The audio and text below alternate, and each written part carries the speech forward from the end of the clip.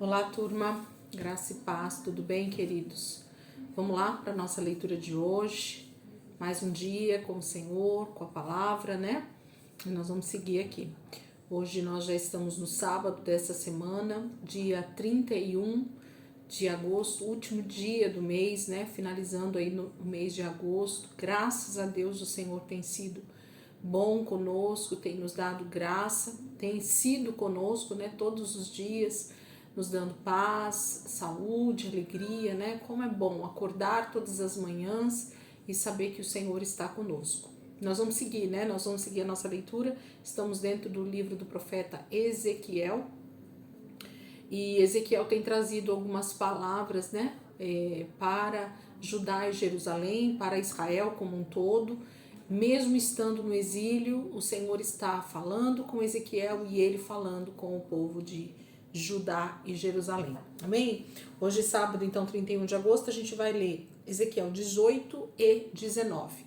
18 e 19. Ezequiel 18 diz assim: Esta palavra do Senhor veio a mim. O que vocês querem dizer quando citam este provérbio sobre Israel?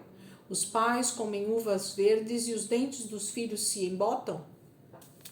Juro pela minha vida, palavra do soberano Senhor, que vocês não citarão mais esse provérbio em Israel, pois todos me pertencem, tanto o pai como o filho me pertencem. Aquele que pecar é que morrerá. Suponhamos que haja um justo que faz o que é certo e direito. Ele não come nos santuários que há nos montes, nem olha para os ídolos da nação de Israel. Ele não contamina a mulher do próximo, nem se deita com uma mulher durante os dias de sua menstruação. Ele não oprime ninguém, antes devolve o que tomou como garantia num empréstimo. Não comete roubos, antes dá sua comida aos famintos e fornece roupas para os despidos. Ele não empresta visando algum lucro, nem cobra juros. Ele retém a sua mão para não cometer erro e julga com justiça entre dois homens. Ele age segundo os meus decretos e obedece fielmente às minhas leis. Esse homem é justo, com certeza ele viverá. Palavra do soberano Senhor.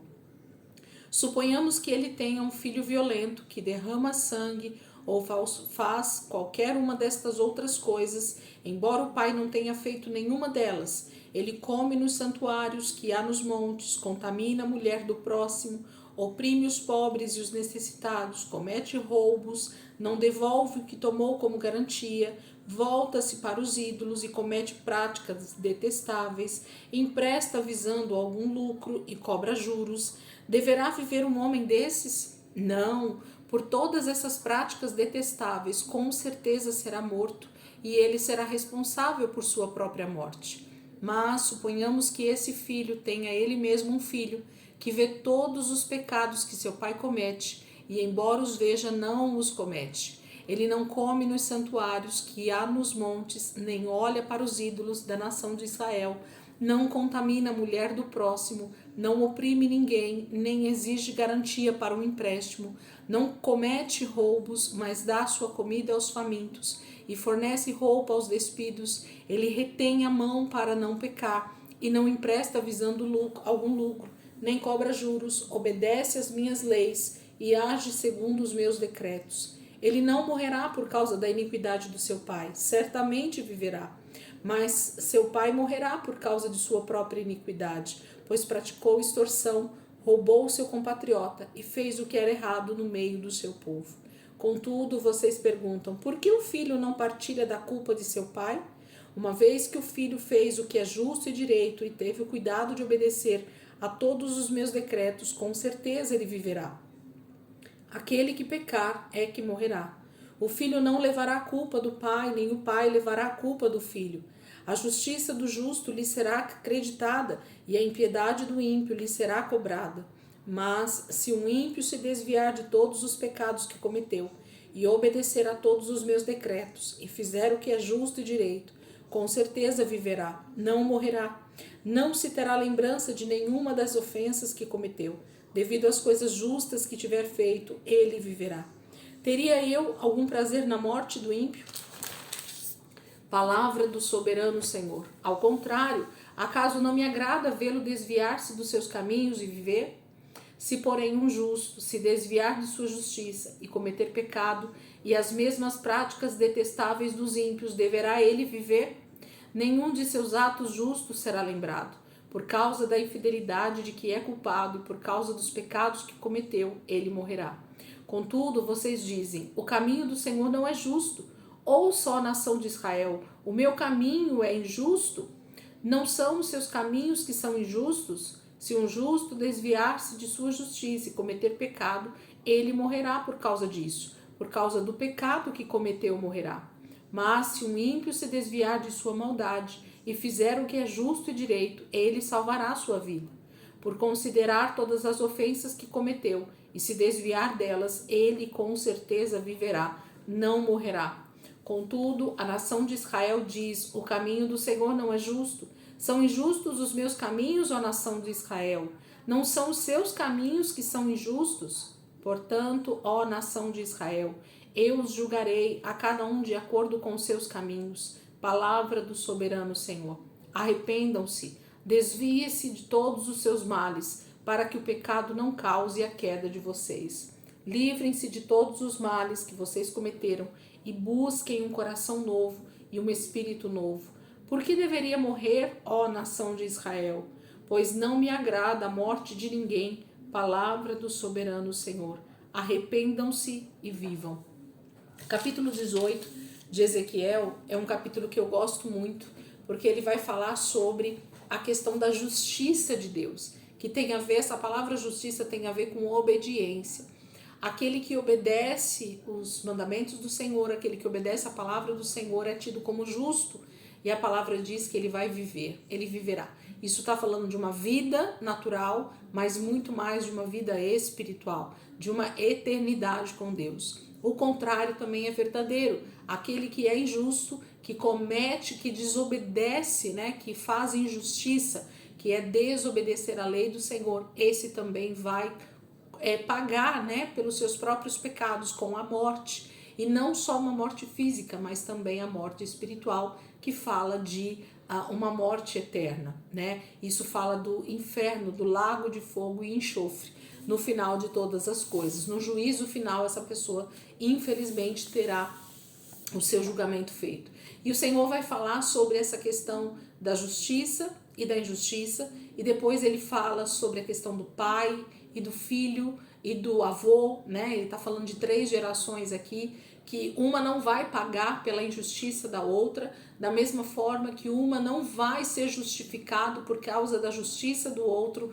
Cada um tem a responsabilidade por si mesmo. Capítulo 19, eu queria que vocês meditassem nesse capítulo 18 de uma forma bem tranquila, bem minuciosa, que eu tenho certeza que o Espírito Santo vai falar muito ao coração de vocês. Capítulo 19. Levante um lamento pelos príncipes de Israel e diga: que leoa foi sua mãe entre os leões. Ela se deitava entre os leõezinhos e criava os seus filhotes. Um dos seus filhotes tornou-se um leão forte. Ele aprendeu a despedaçar a presa e devorou homens. As nações ouviram a seu respeito e ele foi pego na cova delas. Elas o levaram com ganchos para o Egito.